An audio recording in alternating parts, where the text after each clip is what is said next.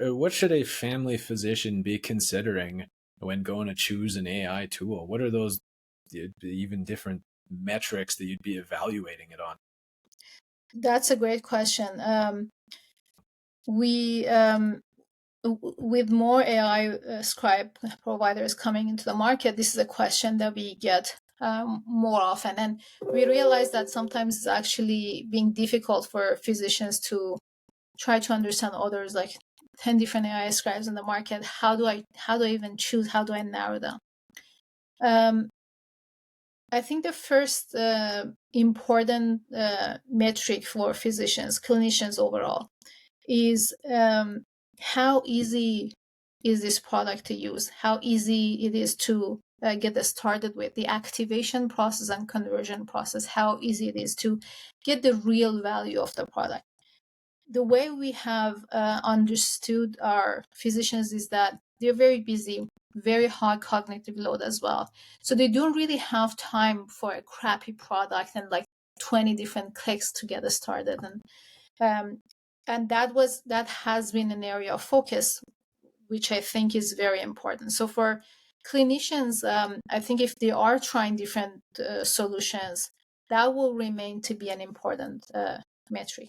The second is, this is a question we keep getting from users, is integration with their EMRs.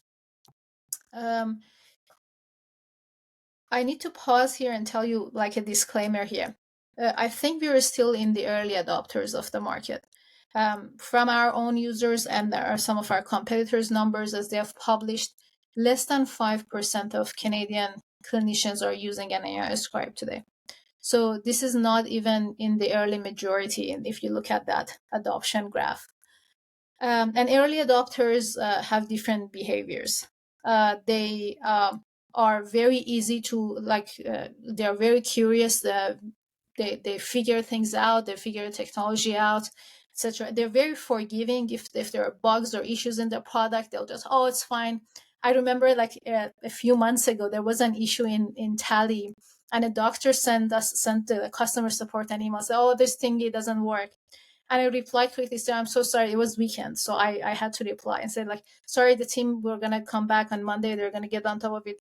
And she quickly replied, said, thank you so much for this product. This is so good. But that's the kind of attitude you get from early adopters. They're just very forgiving. That's not something you're going to see later on.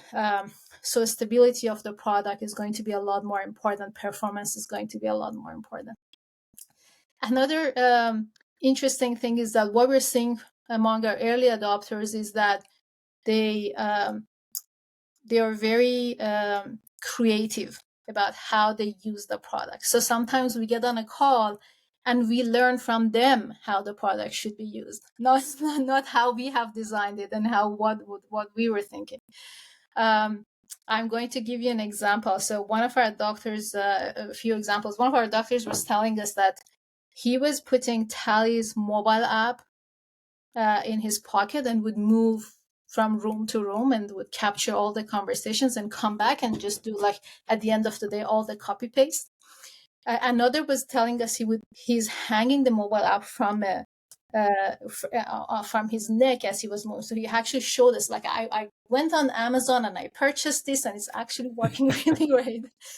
All the way to, we realized that one of our physicians was telling us that their spouse was helping them with documentation at home.